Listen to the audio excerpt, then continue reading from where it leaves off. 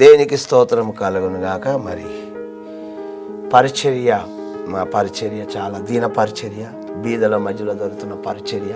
ప్రజ్ఞాపూర్ అడవిలో మా పరిచర్య ఉంటుందండి. మందిరం చిన్న మందిరం కాబట్టి మా పరిచర్యకి ఆర్థికంగా చాలా కష్టం ఉంది, చాలా ఇబ్బందికరంగా ఉంది. కాబట్టి దయచేసి మీరు మీ వంతు సహాయం మీరు మాకు సహాయం చేయండి. మీ విలువైన కానుకలన్నీ సేవలో వాడబడతాయి. ఈ టీవీ వాక్యానికి కూడా మీరు ఇచ్చే ప్రతి రూపాయి వాడబడుతుంది. కాబట్టి మీరు తప్పకుండా మా పరిచర్యలో పాల్గొన్నవారై సహాయం చేస్తే మీరు ఆశీర్వదించబడతారు. ఎందుకంటే దేవుడు దైవ దర్శనం ద్వారా ఈ వాక్యం చెప్పబడుతుంది. డబ్బు లేనప్పుడు 2 సంవత్సరాలు ఆగిన ఈ పరిచర్య మరలా దేవుడు మాట్లాడి మొదలెట్టాడు. కాబట్టి ఆయన చెప్తే చేస్తున్నాను. కానీ టీవీలో కనబడుతూ ఉన్నారు అందరూ, వాళ్ళు కనబడుతున్నారు, ఎవరో కనబడుతున్నారని నేను టీవీలో కనబడాలని రాలేదండి. ఆపేసిన పరిచర్యను మరలా దేవుడు మొదలెట్టించాడు. కాబట్టి ఇది దైవ చిత్తం కానీ నా చిత్తం కాదు, నేను కనబడాలని కాదు. మా ఆదివారపు ఆరాధనలు ఉదయం 11 గంటల నుండి మొదలవుతాయి. మీరు తప్పకుండా ఆరాధనలకు రండి, ఆశీర్వదించబడతారు, విడుదల పొందుతారు, స్వస్థతలు పొందుతారు, ఆర్థికంగా కూడా ఆశీర్వదించబడతారు. కాబట్టి తప్పక వచ్చి పాల్గొన్న ఆదివారపు ఆరాధన దేవునికి మహిమకరంగా ఉంటుంది. ఆరాధన ఎప్పుడు కూడా. కాబట్టి ఆ దేవదేవుడే అటు విధంగా ఆయత్తపరిచి ఆరాధన నడిపిస్తున్నాడు. నా గొప్పతనం అందులో ఏమాత్రం లేదు. సర్వశక్తి గల దేవుడే ఆయన సింహాసనాశ్రుడై ఆరాధనలో దిగి వస్తున్నాడు. సమస్త మహిమ దేవునికి కలుగును గాక. మీరు తప్పకుండా మా ఆరాధనకు వచ్చి పాల్గొనండి.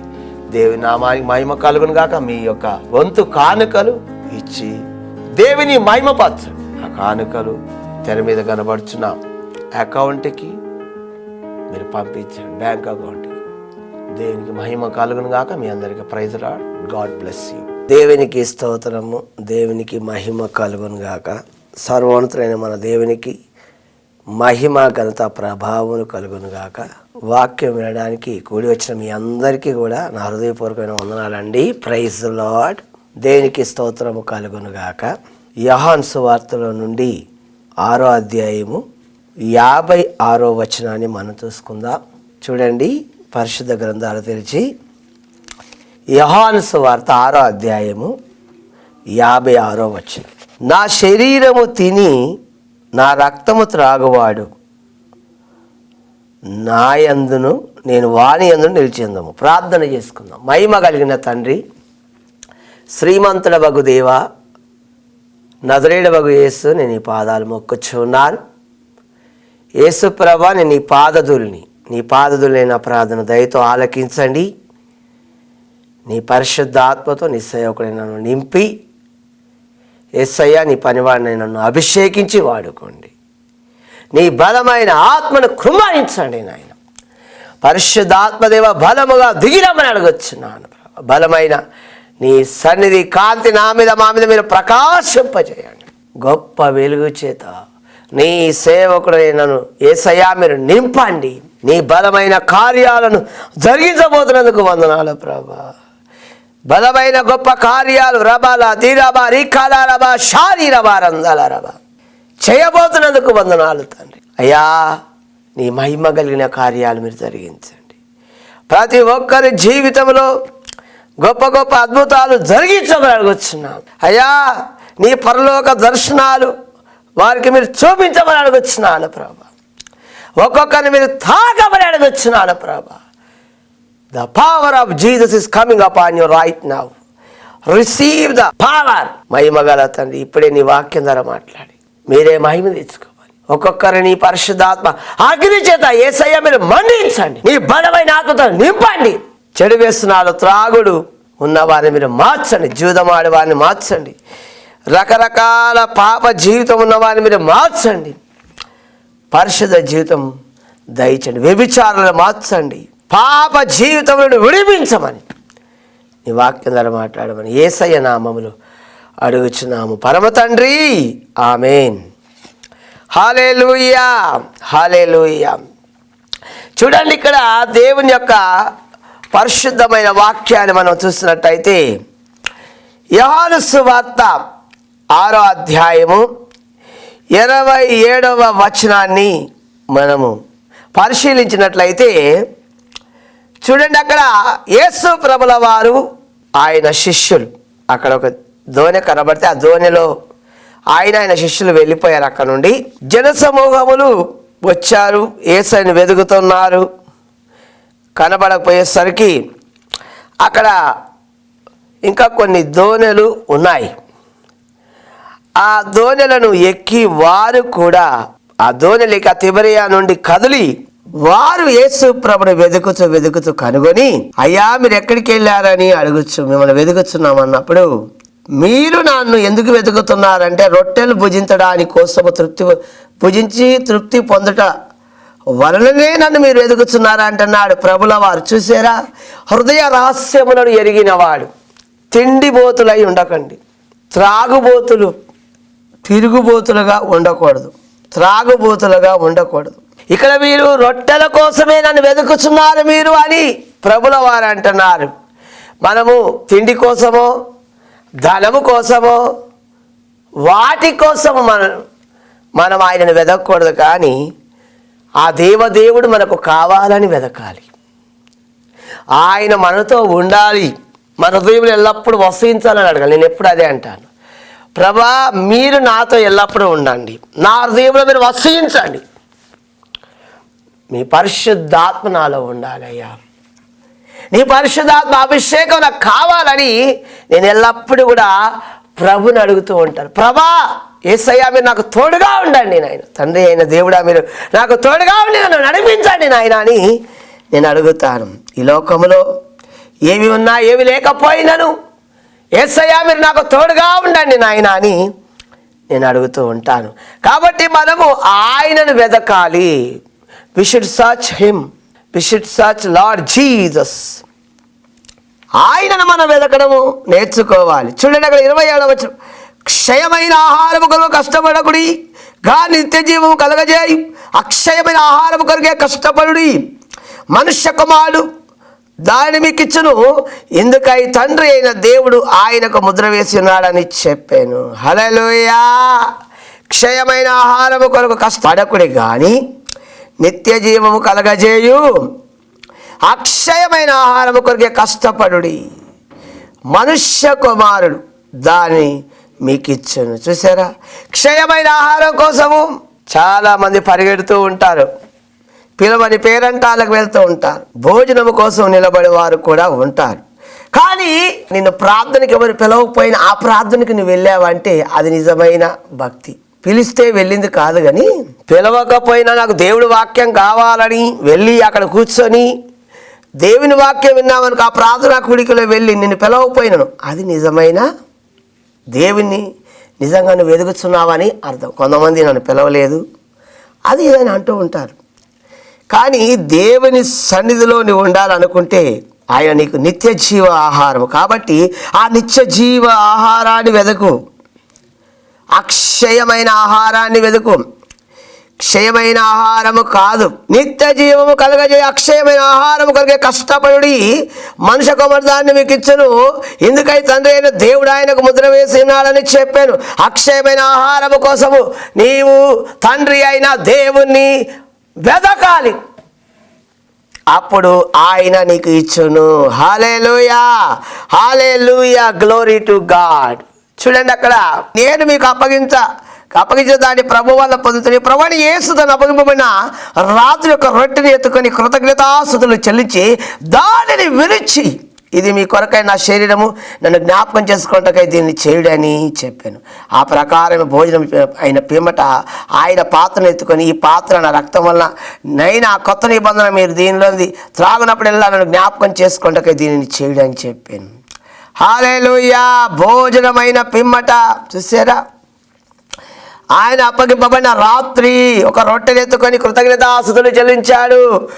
ఆ భోజనమైన పిమ్మట ఆ యొక్క రొట్టెని ఎత్తుకొని కృతజ్ఞతాస్తుతులు చెల్లించి దాన్ని విరిచి, ఇది మీ కొరకైన శరీరం, నన్ను జ్ఞాపకం చేసుకోవడానికి దీన్ని చేయడం చెప్పాను. చూసారా, ఆ రొట్టెను ఎత్తి కృతజ్ఞతాస్తుతులు చెల్లించి ఆ రొట్టెను విరిచి తన శిష్యులకి ఇచ్చాడు, తాను తిని వాళ్ళకి ఇచ్చాడు, వాళ్ళు తిన్నాడు.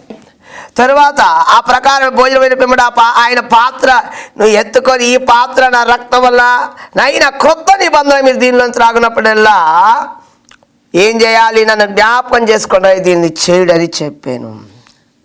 చూసారా? దీనిని ఎప్పటి వరకు చేయాలంట? ఆయన రాకడ వరకు చేయాలి. దేవుని స్తోత్రం, హల్లెలూయా. ఆయన రెండవ రాకడ వచ్చేంత వరకు కూడా ప్రభు వల్ల మనం తీసుకోవాలి. ప్రభు భోజన సంస్కారంలో మనం పాల్గొనాలి. ఆ రొట్టె ఎవరు? యేసయ్య యొక్క శరీరము, ద్రాక్షరసం ఆయన యేసు ప్రభుల వారి యొక్క రక్తము. ఎప్పుడైతే నువ్వు ఈ రొట్టెను తింటావో, ఈ ద్రాక్ష రసాన్ని నువ్వు త్రాగుతావో, అప్పుడు ఏమవుతావంటే నీవు జీవము గలవాడిగా మారుతావు. నీలోని జీవజల ఊటలు వస్తాయి, అనగా శక్తివంతమైన మాటలు నీలోని బయలుదేరుతాయి. యేసయ్య ఏమన్నాడంటే, మనుష్యుడు రొట్టె వల్ల కాదు కానీ దేవుని నోటి నుంచి ప్రతి ఒక్క మాట ద్వారా జీవించాలి. ఆయన మాట ద్వారా నువ్వు జీవించాలి. ఆయన మాటనే జీవజలాల ఊట. ఆయన యొక్క శరీరాన్ని మనం తిన్నప్పుడు మనం జీవం కలిగిన వారిగా మారుతామని దేవుని వాక్యము తేటగా సెలవిస్తూ ఉన్నది. యోహాను సువార్త 6వ అధ్యాయము 28వ వచనము చూసినట్టయితే, వారు మేము దేవుని క్రియలు జరిగించటకు ఏమి చేయవాలని ఆయన అడగగా, యేసు ఆయన పంపిన వారి యందు మీరు విశ్వాసం ఉంచుటే దేవుని క్రియ అని వారితో చెప్పాను. హల్లెలూయా. మేము దేవుని క్రియలు జరిగించటకు ఏం చేయాలంటే, ఆయన ఎవరి యందు? యేసు ప్రభుల వారి యందు మనం విశ్వాసం ఉంచినప్పుడు, యేసు ప్రభుల వారి యందు మనము నమ్మకం ఉంచి సంపూర్ణంగా విశ్వాసం ఉంచాలి. లోకంలో కాసేపు, దేవునిలో కాసేపు ఉండడం కాదు. ఇది జరుగుతుందా లేదా అని అపనమ్మకం, అనుమానం ఇలా ఉండకూడదు. కానీ దేవుని మీద విశ్వాసం ఉంచి, ఆయన క్రీస్తు యందు విశ్వాసం ఉంచి పరిపూర్ణమైన విశ్వాసమును నమ్మకమును కలిగి ఉన్నప్పుడు ఇదిగో ఆయన మాటలు నీలో నుండి వస్తాయి. ఆయన యందు విశ్వాసం ఉంచుటయే దేవుని క్రియ అయి ఉన్నది. క్రియలు కలిగిన విశ్వాసము కలిగి ఉండాలి. క్రియలు లేని విశ్వాసం అమృతం అని అక్కడ దేవుని వాక్యము సెలవిస్తూ ఉన్నది. దేవుని నామానికి స్తోత్రము కలుగును గాక. హల్లెలూయా, హల్లెలూయా. చూడక్కడ దేవుని యొక్క పరిశుద్ధ లేఖనాలు సెలవిచ్చినట్లుగా యోహాను సువార్త నుండి వారు ఏమడుగుతున్నారు? అట్లయితే మేము చూచి నిన్ను విశ్వసించకు నువ్వు ఏ సూచక్రియ చేస్తున్నావు? 30 భుజించకు పరలోకండి మరి ఆహారం మోసే మా పితరులకు ఇచ్చాడు కదా అరణ్యంలో అని అంటున్నాడు. అయితే యేసయ్య ఏమంటున్నాడు అంటే, పరలోకం నుండి వచ్చు ఆహారం మోసే మీకు ఇయ్యలేదు కానీ నా తండ్రియే మీకు ఇచ్చాను. ఆ పరలోకం నుండి వచ్చు నిజమైన ఆహారం మీకు అనుగ్రహించుచున్నాడు. చూశారు? మోసే ఇచ్చాడు అంటారు. మోసే ఇవ్వలేదు. పరలోకమందున ఆ తండ్రి అయిన దేవుడే ఆహారాన్ని ఇశ్రాయేలులకు అరణ్యములో ఇచ్చాను, ఆ మన్నాని ఇచ్చాను. కాబట్టి దేవి నామానికి స్తోత్రము కలుగునుగాక. హల్లెలూయా. పరలోకం దిగివచ్చి లోకములకు జీవమును ఇచ్చినది దేవుడి అనుగ్రహించి ఆహారమైనదని మీతో నిశ్చయంగా చెప్పుచున్నానని వారితో చెప్పాను. కావున వారు ప్రభా ఈ ఆహారం ఎల్లప్పుడు మాకు అనుగ్రహించమని. అందుకు యేసు వారితో ఇట్లా, నేను జీవాహారం నేనే, నా యొద్దకు వచ్చేవాడు ఏమాత్రమును ఆకలి కొనడు, నా యందు విశ్వాసం ఉంచేవాడు ఎప్పుడు నువ్వు తప్పికొనడు. చూసారా? జీవాహారం నేనే అంటున్నాడు యేసయ్య. ఆహారం మాకు ఇవ్వయ్యా, ఎల్లప్పుడు మాకు దయచేయి అంటే జీవాహారం నేనే అంటున్నాడు యేసు ప్రభుల వారు. నా యొద్దకు వచ్చేవాడు ఏమాత్రమును ఆకలి కొనడు, నా యందు విశ్వాసం ఉంచేవాడు ఎప్పుడు నువ్వు తప్పికొనడు. ఆయన యందు ఎప్పుడైతే విశ్వాసం వస్తావో నువ్వు తప్పికొనవు. చూశారా? మీరు నన్ను చూస్తున్నా కానీ విశ్వసించట్లేదు అంటున్నాడు యేసు ప్రభుల వారు. మరి ఆయనను చూస్తూనే ఆయన యందు విశ్వాసం ఉంచని ఇశ్రాయేలీయులు ఎంత మూర్ఖ ప్రజలు, ఎంత మూర్ఖులు. ఆయన కళ్ళెదుట కనబడుతుంటే కూడా ఆయన యందు విశ్వాసం ఉంచలేదు. ఆయన చిత్తం, ఆయన ఇష్టాన్ని నెరవేర్చుకోవడానికి రాలేదు. కానీ పరలోకమందున నా తండ్రి చిత్తమే నేను నెరవేర్చక నేను వచ్చి తిని అంటున్నాడు. అవును, పరలోకం దిగి వచ్చాను అంటున్నాడు. మరి మనమైతే మన ఇష్టాలు మన చిత్తాలు నెరవేర్చుకుంటాం. అలాగూ కాదు, నీ చిత్తమే నా పట్ల నెరవేరుగాక అని చెప్పి మరలా అంటాడు. అంటే దేవుని చిత్తము నీ పట్ల నెరవేరాలి అంటే ఆయన చిత్తము నీకు ఉన్నదా? ఆయన చిత్తం ఒకవేళ నీ పట్ల ఉంటే ఆయన చిత్తము కోసం కనిపెట్టి ఆయన చిత్తాన్ని నువ్వు నెరవేర్చు వాడవై ఉన్నావా, లేకపోతే నీ ఇష్టానుసారంగా బ్రతుకుతున్నావా? ఏ స్థితిలో ఉన్నావో ఒక్కసారి నిన్ను నువ్వు పరీక్షించుకోవాలి. ప్రభువు యేసును చూచి ఆయన విశ్వాసముంచు వారిని అంచె దినమున నేను వారిని లేపుదును. ఎవరైతే ప్రభువు మీద విశ్వాసం ఉంచుతారో ఆ యొక్క రాకడలో, మహిమ గల రాకడలో దేవుడు వారిని లేపుతాడు. ఇదిగో మహిమ గల రాకడలో పెళ్లి కుమారుని ఆ మేఘముపై, మహిమ మేఘంపై నిలబడిన పెళ్లి కుమారుని ఎదుర్కొనుటకు నీవు ఆ మహిమ మేఘంపైకి కొనిపోబడతావు, లేపబడతావు. అందుకే నువ్వు ఆయన యందు విశ్వాసం ఉంచుము. విశ్వాసము లేనివాడు వాడు క్రైస్తవుడు కాదు. ప్రార్థన లేనివాడు, ఎవడైతే ప్రార్థన లేకుండా ఉంటారో వారు క్రైస్తవులు అనబడరు. ఏది 10 నిమిషాలు 20 నిమిషాలు చేసే ప్రార్థన వ్యర్థమైంది.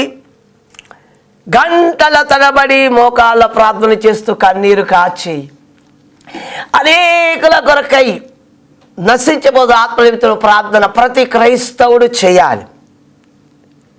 డబ్బు కోసం పరుగులెత్తడము కాదు, ప్రభు కోసం పరిగెత్తిన వాడే నిజమైన క్రైస్తవుడు, నిజమైన సేవకుడు. డబ్బు కోసం పరిగెత్తే సేవకుడు అతను సేవకుడు కాదు.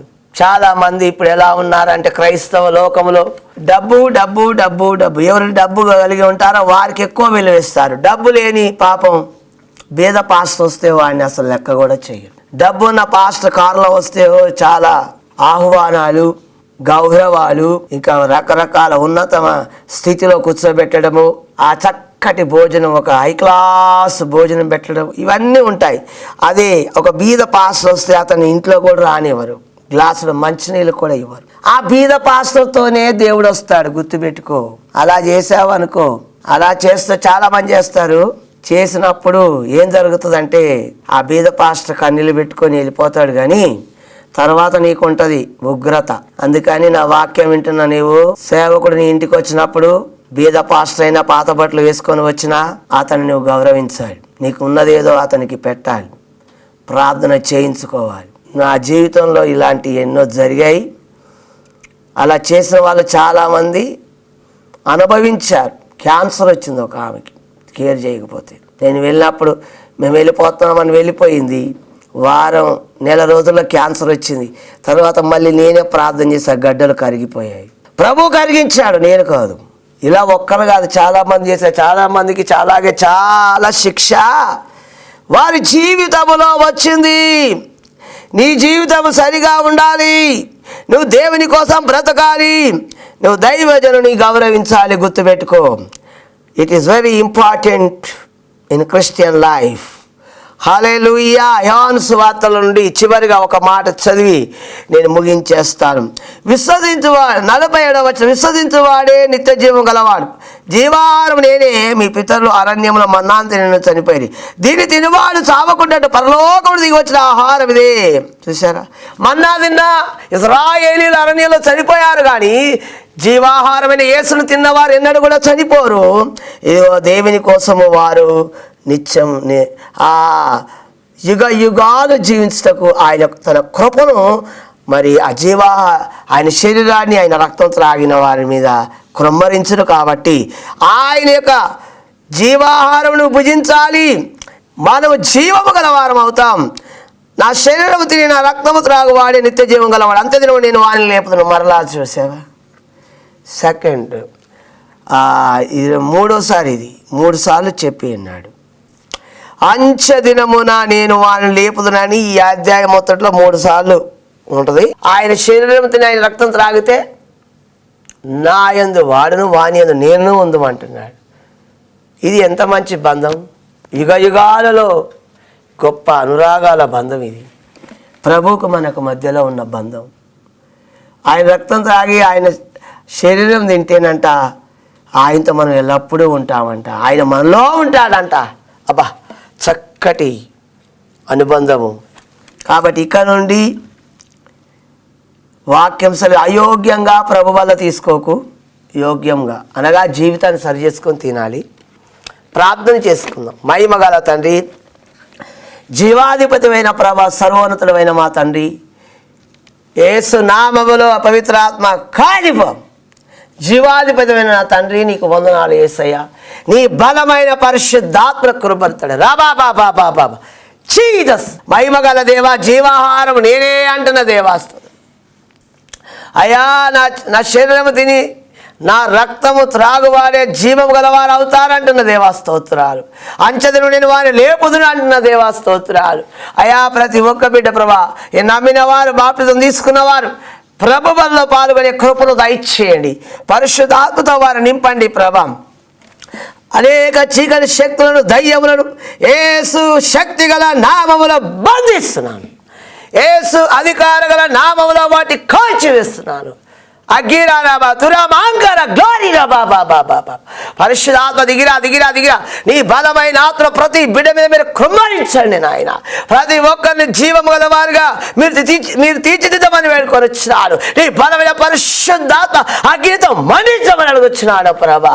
హృదయాలను మండించండి రాబాబాబాబాబాబా షబాబాబాబాబా. అంధకార శక్తులారా, యేసు నామములో ప్రతి కుటుంబాన్ని విడిచి, పై వాక్యం విడ ప్రతి ఒక్కరిని విడిచి పొమ్మని యేసు నామములో ఆజ్ఞాపిస్తున్నాను.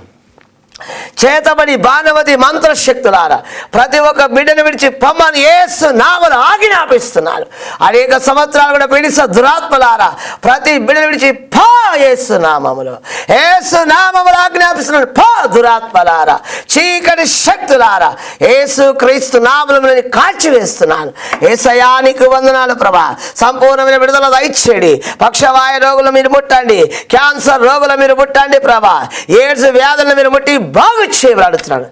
యేసయ్యా, నీకు వందనాలు తండ్రి. అయ్యా, నీకు వందనాలు ప్రభా. ప్రతి బిడ్డని మీరు ఆశీర్వదించండి అయ్యా. నీ ఆత్మ చేత నింపండి ప్రభా.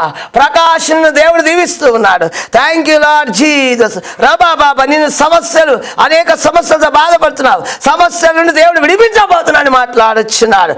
యేసు నిన్ను తాకొచ్చు ఉన్నాడు. యేసు నిన్ను తాకొచ్చు ఉన్నాడు. Thank you Jesus. Thank you Jesus. రాజేశ్వరిని దేవుడు తాకొచ్చు ఉన్నాడు. Thank you Jesus. అంధకార దురాత్మ శక్తులను కాలబెట్టండి. రాజేశ్వరిని దేవుడు తాగుచూ ఉన్నాడు. అగిరందర గ్లోరీ జీసస్. జాన్ దేవుడు తాగుచూ ఉన్నాడు. నీ సమస్యల నుండి దేవుడిని విడిపిస్తూ ఉన్నాడు. యేసయ్యా, నీకు వందనాలు తండ్రి. అనేక రోగులు మీరు ముట్టండి. దుష్ట శక్తులను అనేక సంవత్సరాన్ని పీడించబడుతున్న వారు ఉన్నారు. వారందరిని విడిపించండి. దుష్ట కార్యాలు అయిపోతుంది. పక్షవాయు రోగాలతో బాధపడుతున్నారు అయ్యా. అనేక సంవత్సరాలు ఆ పక్షవాయు లేవండి ప్రభా. మీరు ఇప్పుడే తాగమని అడుస్తున్నాను ప్రభా. Jesus power in the name of Jesus. ఇప్పుడే మీరు తాగండి. వారి పడకలు ఎత్తుకొని వారు లేచి నడిచే విధంగా యేసయ్య మీరు వారి జీవితంలో గొప్ప అద్భుతాన్ని జరిగించమని అడుగుతున్నాను ప్రభా. ఆనాడు ఉన్న దేవుడు ఈనాడు ఉన్నావు. ఈనాడు ఉన్న దేవుడు ఎల్లప్పుడూ ఉన్నావు. సజీవుడమైన నా ప్రభువా, నీ బలమైన ఆత్మ కృమాయించి మీరు ముట్టి స్వస్థపరిచి ఆరోగ్యంతో శక్తితో బలంతో నింపి నీ సాక్షులుగా వాడుకోమని ప్రతి బిడ్డను ఆశీర్వదించి మీ నామానికి మహిమ తెచ్చుకోండి. ఈ టీవీ వాక్య పరిచయం మీరు ఆశీర్వదించి దీనికి కావాల్సిన డబ్బు అంతా మీరు దయచేసి అనేక ఛానల్స్ ఈ వాక్యం చెప్పబట్టకు అనేకులను అయినా ఇదిగో టీవీ ద్వారాను, ఇదిగో నాయన ఆ టచ్ ఫోన్లలోను ప్రభా, యూట్యూబ్ ద్వారా అనేక వాక్యం వింటకు ప్రభా నీ కృప దయచేయమని యేసయ్య గొప్ప కార్యాలు జరిగించండి ప్రభా. పరిశుద్ధాత్మ నింపమని యేసు నామములో అడుగుచున్నాము పరమ తండ్రి. ఆమేన్, ఆమేన్, ఆమేన్. ప్రైజ్ రాడండి. అయితే మహిమగల సువార్త యూట్యూబ్ ఛానల్లో మా పాటలు వాక్యం వస్తూ ఉంటుంది. మీరు వాటన్నిటిని కూడా ఒకసారి తెరిచి చూస్తే ఇంకా బలపడతారు, అగ్నిగా మండుతారు. మీరు మహిమగల సువార్త ఛానల్ ఒక్కసారి యూట్యూబ్లోకి వెళ్ళి చూడండి, ఆశీర్వదించబడతారు. God bless you. దేనికి స్తోత్రం కలుగును గాక. మరి పరిచర్య, మా పరిచర్య చాలా దీన పరిచర్య, బీదల మధ్యలో దొరుకుతున్న పరిచర్య. ప్రజ్ఞాపూర్ అడవిలో మా పరిచర్య ఉంటుందండి. మందిరం చిన్న మందిరం కాబట్టి మా పరిచర్యకి ఆర్థికంగా చాలా కష్టం ఉంది, చాలా ఇబ్బందికరంగా ఉంది. కాబట్టి దయచేసి మీరు మీ వంతు సహాయం మీరు మాకు సహాయం చేయండి. మీ విలువైన కానుకలన్నీ సేవలో వాడబడతాయి. ఈ టీవీ వాక్యానికి కూడా మీరు ఇచ్చే ప్రతి రూపాయి వాడబడుతుంది. కాబట్టి మీరు తప్పకుండా మా పరిచర్యలో పాల్గొన్నవారై సహాయం చేస్తే మీరు ఆశీర్వదించబడతారు. ఎందుకంటే దేవుడు దైవ దర్శనం ద్వారా ఈ వాక్యం చెప్పబడుతుంది. డబ్బు లేనప్పుడు 2 సంవత్సరాలు ఆగిన ఈ పరిచర్య మరలా దేవుడు మాట్లాడి మొదలెట్టాడు. కాబట్టి ఆయన చెప్తే చేస్తున్నాను. కానీ టీవీలో కనబడుతూ ఉన్నారు, అందరూ వాళ్ళు కనబడుతున్నారు, ఎవరో కనబడుతున్నారని నేను టీవీలో కనబడాలని రాలేదండి. ఆపేసిన పరిచర్యను మరలా దేవుడు మొదలెట్టించాడు. కాబట్టి ఇది దైవ చిత్తం కానీ నా చిత్తం కాదు, నేను కనబడాలని కాదు. మా ఆదివారపు ఆరాధనలు ఉదయం 11 గంటల నుండి మొదలవుతాయి. మీరు తప్పకుండా ఆరాధనలకు రండి, ఆశీర్వదించబడతారు, విడుదల పొందుతారు, స్వస్థతలు పొందుతారు, ఆర్థికంగా కూడా ఆశీర్వదించబడతారు. కాబట్టి తప్పక వచ్చి పాల్గొన. ఆదివారపు ఆరాధన దేవునికి మహిమకరంగా ఉంటుంది, ఆరాధన ఎప్పుడు కూడా. కాబట్టి ఆ దేవదేవుడే అటు విధంగా ఆయత్తపరిచి ఆరాధన నడిపిస్తున్నాడు. నా గొప్పతనం అందులో ఏమాత్రం లేదు. సర్వశక్తి గల దేవుడే ఆయన సింహాసనాశ్రుడై ఆరాధనలో దిగి వస్తున్నాడు. సమస్త మహిమ దేవునికే కలుగును కాక.